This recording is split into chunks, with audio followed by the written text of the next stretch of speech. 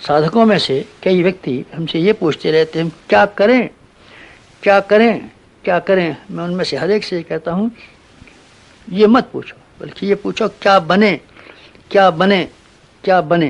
अगर आप कुछ बन जाते हैं तो वो करने से भी ज़्यादा कीमती है, पर जो कुछ भी आप कर रहे होंगे वो सब सही हो रहा होगा। आप सांचा बनने की कोशिश करें। अगर आप सांचा बनेंगे तो जो भी गीली मिट्टी आपके संपर्क में आएगी आपकी तरीके से आपकी ढंग की शक्ल के खिलौने बनते हुए चले जाएंगे। आप सूरज बने, आप चमकेंगे और चलेंगे तो उसका परिणाम क्या होगा? जिन लोगों के लिए आप करना चाहते हैं वो आपके साथ साथ चलेंगे और चमकेंगे। सूरज के साथ में 9 ग्रह और 32 उपग्रह हैं, ये सब के सब लोग चमकते हैं और साथ साथ चलते हैं। चूँकि सूरज चलता है, हम चले, हम प्रकाशवान हो, हम देखेंगे कि जिस जनता के लिए हम चाहते थे हमारा अनुगामी बने और हमारी ये नकल करे, आप देखेंगे कि आप चलते हैं तो दूसरे लोग भी चलते हैं। आप स्वयं नहीं चलेंगे और ये अपेक्षा करेंगे कि दूसरे आदमी हमारा कहना माने, मुश्किल बात है। आप गलें और वृक्ष बने, तो वृक्ष बनकर के अपने जैसे असंख्यों बीज आप पाएँ कि अपने भीतर से ही पैदा कर डालें। हमको बीजों की ज़रूरत है, हम बीज आइए, बीज बनिए, बीज आइए, बीज लाइए। कहाँ से बीज आएंगे? आप गलिए, वृक्ष बनिए और अपने भीतर से ही फल पैदा कीजिए और प्रत्येक फल में से ढेरों के ढेरों बीज पैदा कीजिए। लीजिए, बन गए तैयार। अपने भीतर से क्यों नहीं बीज बनाए? मित्रों, जिन लोगों ने अपने आप को बनाया है उनको ये पूछने की ज़रूरत न पड़ी क्या करेंगे। उनकी प्रत्येक क्रिया इस लायक बन गई कि वो उनकी क्रिया ही सब कुछ करा सकने में समर्थ हो गई। उनका व्यक्तित्व इतना आकर्षक रहा कि प्रत्येक सफलता को और प्रत्येक महानता को संपन्न करने के लिए काफ़ी था। अर्जुन देव जी थाली बर्तन साफ करते थे, उन्होंने अपने को आपको अनुशासन में ढालने का प्रयत्न किया था। और जब उनके गुरु ये तलाश करने लगे कि हमको कौन सा शिष्य को अपना उत्तराधिकारी बनाया जाए, तो सारे विद्वानों की अपेक्षा, सारे नेता और दूसरे गुण वालों की अपेक्षा उन्होंने अर्जुन देव को चुना। उन्होंने ये कहा, उनके गुरु रामदास जी ने, कि अर्जुन देव ने अपने आप को बनाया है और बाकी आदमी ये इस कोशिश में लगे रहे हम दूसरों से क्या कराएं और स्वयं क्या करें। जबकि होना ये चाहिए था कि अपने आप को बनाना चाहिए था। अर्जुन देव ने न कुछ किया था न कराया था, केवल अपने आप को बना लिया था। इसलिए उसके गुरु ने ये माना ये सबसे अच्छा आदमी है। सब ऋषियों ने अपने आप को बनाया था।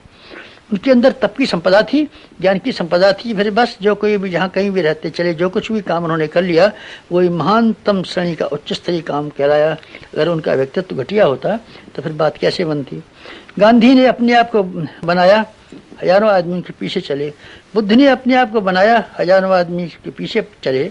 हम अपने भीतर चुंबकत्व पैदा करें। खदाने के अंदर जो लोहे के कण और धातुओं के कण जमा हो जाते हैं, उसका कारण ये है कि उसके जहाँ कहीं भी खदान होती है वहाँ चुंबकत्व रहता है। चुंबकत्व से छोटी छोटी चीज़ों को खींचता रहता है। हम अपनी क्वालिटी बढ़ाएं, हम अपना चुंबकत्व बढ़ाएं, हम अपना व्यक्तित्व बढ़ाएं। बस ये सबसे बड़ा करने के लिए काम है।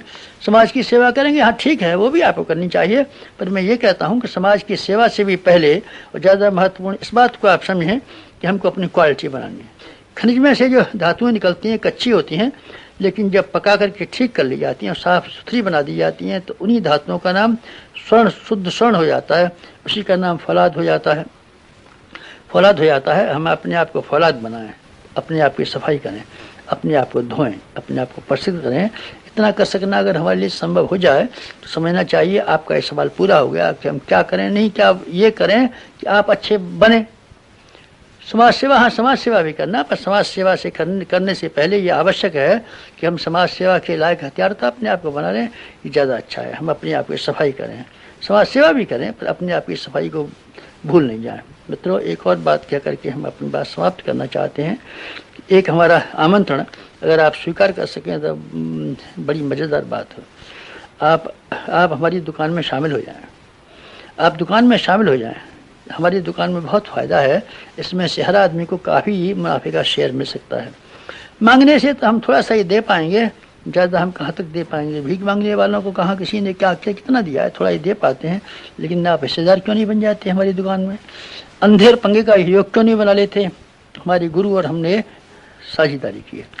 शंकराचार्य ने और मानधाता ने साझेदारी की थी एक दुकान में। सम्राट अशोक और बुद्ध ने साझेदारी की थी। समर्थ गुरु रामदास और शिवाजी ने साझेदारी की थी। रामकृष्ण परमहंस और शिवाजी ने साझेदारी की थी। क्या आप ऐसा नहीं कर सकते? कि हमारे आप शामिलत हो जाएं, हम और आप मिलकर के एक बड़ा काम करें, उसमें से जो मुनाफा है उसको बांट लें।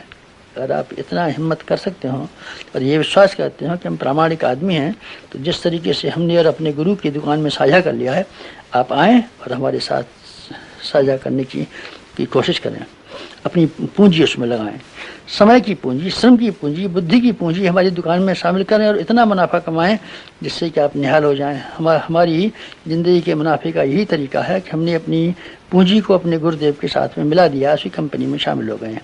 हमारे गुरुदेव हमारे भगवान की कंपनी में शामिल हैं, हम अपने गुरुदेव की में शामिल हैं। आप में से हर एक को आह्वान करते हैं, अगर आपकी हिम्मत हो तो आप आएँ, हमारे साथ जुड़ जाएँ और जुड़ करके हम जो लाभ कमाएंगे भौतिक और आध्यात्मिक, उसका इतना हिस्सा आपके हिस्से में मिलेगा कि आप धन्य हो सकते हैं और निहाल हो सकते हैं, उसी तरीके से कि जैसे कि हम धन्य हो गए और निहाल हो गए। यही है साधकों से हमारा ब्रह्म अनुरोध। समाप्त।